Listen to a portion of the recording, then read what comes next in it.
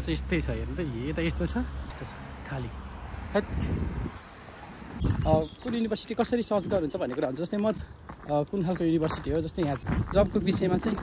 जब जति भयो नि पाइन्छ है हेलो नमस्कार गुड मर्निङ सबैजनालाई है ल शुभ बिहानी अहिले चाहिँ यहाँ बिहानको ठ्याक्कै 8 बजे म चाहिँ मर्निङ वाकको लागि निस्केको थिएँ होइन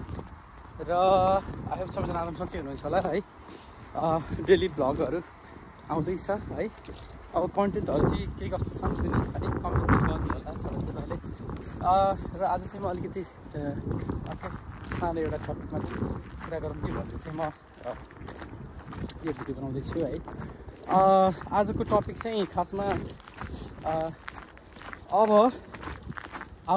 अब चाहिँ आगामी दिनहरूमा चाहिँ इन्टरनेसनल स्टुडेन्टहरूलाई चाहिँ होइन इन्टरनेसनल स्टुडेन्टहरूले चाहिँ युके अप्लाई गर्दा ठिक कि बेठिक भन्ने कुरा चाहिँ म तपाईँहरूलाई आज सानो एउटा इन्फर्मेटिभ भिडियो बनाउँदैछु होइन अब फर्स्ट थिङमा कुरा गर्ने हो भने चाहिँ युकेको जति पनि डिग्रीहरू छ होइन जति पनि डिग्रीहरू छ त्यो डिग्रीहरू चाहिँ अहिले जे होस् वर्ल्ड रेपुटेबल नै छ होइन जे होस् मतलब भनौँ न रिकगनाइज नै छ है एकदमै फेमसली वर्ल्ड रिकगनाइज डिग्रीहरू नै हो है युनिभर्सिटी हेरेर पनि हुन्छ हुन त यहाँको युनिभर्सिटीहरू सबै राम्रै खालको युनिभर्सिटी ऱ्याङ्किङ युनिभर्सिटीहरू नै छ होइन जस्तै अक्सफोर्ड युनिभर्सिटी भयो अनि यहीँ थुप्रो युसिएलहरू भयो होइन थुप्रो युनिभर्सिटीहरू छन् अब तपाईँहरूले म चाहिँ के भन्छु भन्दाखेरि तपाईँहरूले अप्लाई गर्दा नम्बर 1 मा तपाईँहरूले अप्लाई गर्दाखेरि कुन युनिभर्सिटी अप्लाई गर्नुहुन्छ भन्ने कुरा हो क्या जस्तै अक्सफोर्ड युनिभर्सिटी जस्तो युनिभर्सिटीहरूमा खासै अब इन्टरनेसनल स्टुडेन्टहरू जस्तै हामी जस्तै नेपाली कन्ट्रीबाट नेपालबाट चाहिँ खासै धेरै अप्लाई गरेको पाइँदैन होइन किनकि अब त्यहाँको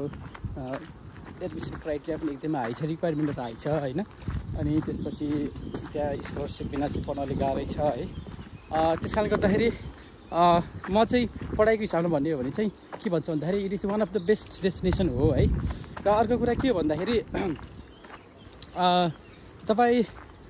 तपाईँले चाहिँ कसरी कुन युनिभर्सिटी कसरी सर्च गर्नुहुन्छ भन्ने कुरा हुन्छ जस्तै म चाहिँ पुरै कन्सल्टेन्सीबाट अप्लाई गर्नुहुन्छ होइन कन्सल्टेन्सीले चाहिँ के गर्छ भन्दाखेरि कुन युनिभर्सिटीले चाहिँ एकदमै हाई रेटमा चाहिँ इन्टरनेसनल स्टुडेन्टहरूलाई चाहिँ एक्सेप्ट गरिरहेको छ होइन त्यस्तो युनिभर्सिटीमा उसले झ्यामझ्याम लगाएर चाहिँ कास्ट लेटरको लागि चाहिँ अथवा एडमिसनको लागि उसले प्रोसिड गरिदिन्छ तर म चाहिँ के भन्छु एकचोटि आफू पनि सर्च गर्नुहोस् है त्यो युनिभर्सिटी कस्तो हो होइन कुन खालको युनिभर्सिटी हो जस्तै यहाँ चाहिँ रेड लिस्टमा परेको युनिभर्सिटीहरू पनि छन् कुनै युनिभर्सिटीहरू होइन त्यस्तो खालको युनिभर्सिटीमा सबैबाट अप्लाई नगर्नु होला अनि अर्को कुरा सबभन्दा मेन कुरा भनेको जबको कुरा म चाहिँ के भन्छु जबको विषयमा चाहिँ जब जति भयो नि पाइन्छ है नपाइने होइन जब पाइन्छ डिपेन्ड्स अन यु तपाईँले कतिको मिहिनेत गर्नुहुन्छ आएर जस्तै मेरो केसमा के थियो भन्दाखेरि म आउँदाखेरि मैले चाहिँ आउने बित्तिकै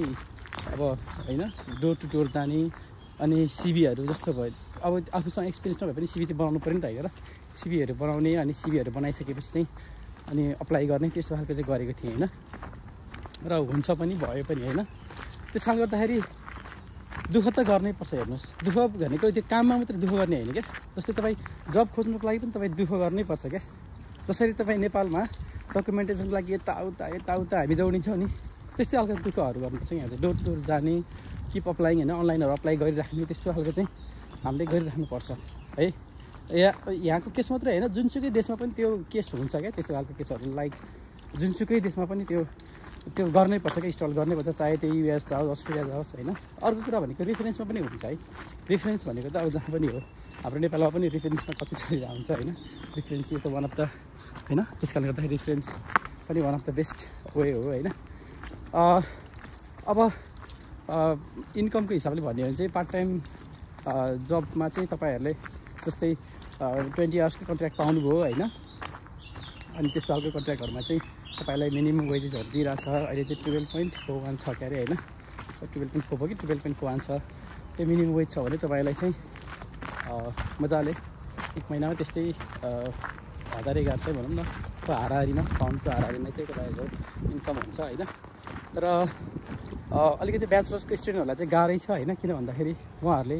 1 वर्षको अथवा कतिको फी पिरियड आउनुहुन्छ अनि बाँकी चाहिँ त्यही उहाँहरूले चाहिँ अब फीहरूको जुगाड गर्नुपर्ने हुन्छ होइन त्यसकारण गर्दाखेरि अलिकति गाह्रो छ उहाँहरूलाई तर पोस्ट ग्रेजुएट डिग्रीमा अथवा मास्टर्स डिग्रीमा आउने जति पनि विद्यार्थीहरू हुन्छ उहाँहरूलाई चाहिँ उहाँहरूले सकेसम्म फीहरू सबै तिरिआइसकेका हुन्छ त्यसले गर्दाखेरि उहाँहरूलाई खासै त्यस्तो गाह्रो हुँदैन है मेरो पोइन्ट अफ भ्यूमा। र अर्को कुरा नम्बर 3 मा चाहिँ अब तपाईँहरू आउँदै हुनुहुन्छ भने युनिभर्सिटी कहाँ छ, आफू बस्ने डिस्टेन्स कहाँ छ त्यो हेर्नु होला है। ट्राभल कस्ट पनि हेर्नु पऱ्यो नि त होइन र, travel cost is very important.